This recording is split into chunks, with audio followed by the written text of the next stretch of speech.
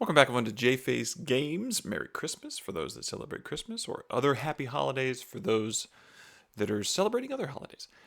Today I want to talk about my campaign currently. So for those that don't know, I am creating a game called The Scattered Isles. I'm working with Brandon, or Hanker Infernal, over at Runehammer Games. He's going to be publishing this game. It's very exciting. The mechanics are going well, and the world building is currently happening, and I'm running a game with friends in order to really iron out a lot of the mechanics. But what I want to talk about in regards to that is this guy, Scrim Southbound, aka Bonehead. So, in the game, the first session, they found a skull, and to be honest, I planted this skull in a wall that you could touch, and I didn't know what it was going to do. I knew that you'd touch it, and it was going to have some sort of property, right? And this is one of those beauties of letting things just happen, and you kind of ad-lib scenarios, and then you see what occurs. So I had this skull, etc. And it was kind of, to me, I was getting a lot of inspiration from the Dresden Files. If you've never read that series by Jim Butcher, there's a skull named Bob, and it's an ancient sort of know-it-all sort of skull. It has a spirit, an light spirit or some sort of knowledge spirit trapped inside it. And so it's almost like, I don't want to say plot armor, but it's almost like a plot device where Dresden, the wizard in that series, can ask it for, he can run questions by it and get answers. So here was this skull, and I figured, they're going to be able to talk to this skull and get some information about the location they're in, and then that would be it, because it's kind of embedded in the wall. Well, lo and behold, when the players interacted with it, they really enjoyed the interaction, and they decided to rip it out of the wall and take it with them. So they ended up having Scrim Southbound. Now, Scrim did a couple things for me. One, it embedded the players into the world, right? Because what was happening now was embedded. That's the right spelling. What's happening now is that it's, for a lot of people, a lot of GMs, especially the world builder types. You know, you have the improv types that this maybe isn't as much of an issue, but you have world builder types that love to build out the lore, and then it's very hard to get your players interested in that lore because you don't want to just lore dump on them all the time. That can be tough for players. You're going to have to learn all this lore and everything about this world before you engage with it. Well, the nice thing about this is that whenever they came across something, they could always just ask Scrim, right? And so they were able to gain information,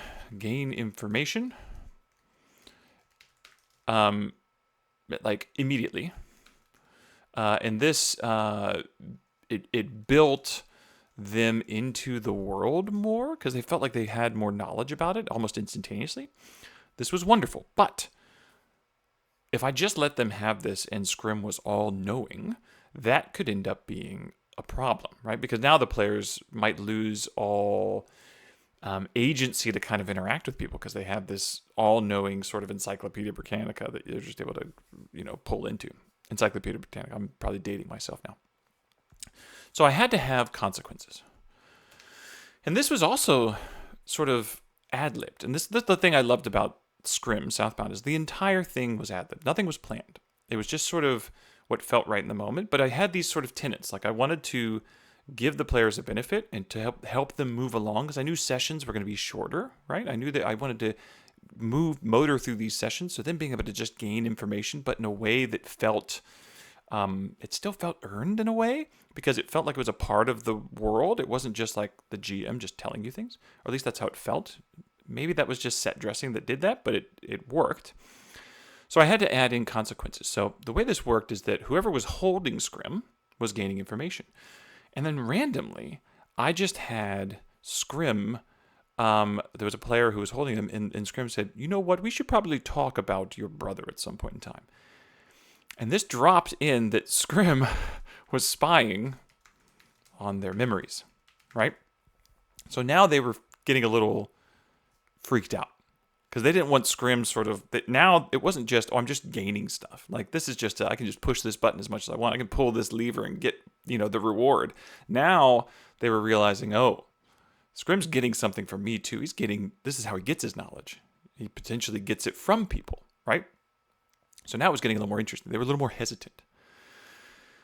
However, Scrim was still very powerful, right? Scrim they were still able to bypass certain scenarios or not bypass, maybe bypass a little bit of RP, but I was okay with it because once again, I was wanting fast sessions.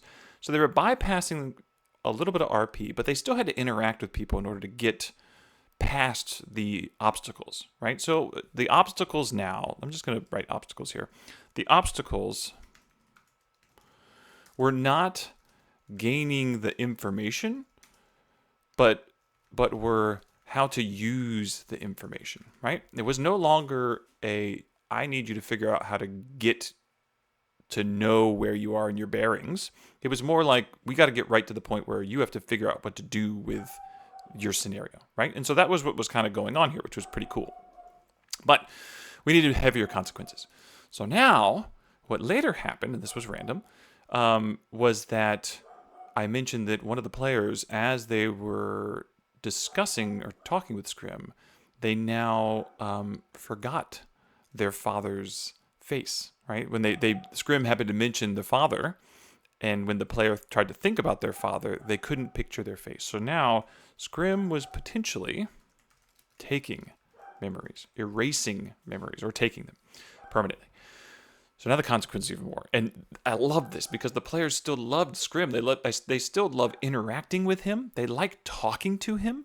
But now they're trying, and what's great is they're now trying to figure out ways, can I talk to him and think about a memory while talking to him, and then that's the one he goes after? So that's really interesting. And now I wanted to add a little bit more. So then what happened, I want to add in, the players are very clever.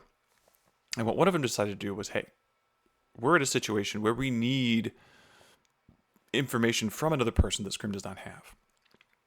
Is there a way that we can get them to touch Scrim and Scrim gathers that information for us? So think about if you think about like the trading companies way back when, like the Spanish and English and these trading companies, that they would have routes, and their maps were almost sacred, right? Or treasured, like a good manifesto of, this is the route around the Horn of Africa, or this is the safest way to get to the spice roads. Like, that was never traded. And so that's sort of what's going on in this world. Maps are very coveted. And so they are looking for a map. And so they decided, let's try and use Scrim as a mock thing we're going to sell a merchant. When the merchant touches it, we're going to get the information about the world, right? A map of some sort. And so they explained this to Scrim. And they say, Scrim, we need you to get this guy's memories. And then what happens? And this is one of those, once again, it just felt to me like a good moment to up the stakes and ad lib and have some fun with it. And they give the skull to this merchant. The merchant looks at it, and then all of a sudden just kind of goes slack-faced, and then looks up and puts the skull down and kind of like looks confused. And when they touch Scrim, Scrim in essence yells out, I got it all. And so now Scrim is able to take all your memories. And this now, no one wanted to touch Scrim. And this was exciting, right? Because this was a moment where they don't know what that means. And I'm not going to say anything on this video because my players are going to watch this video, but they don't know. I will put out the obvious.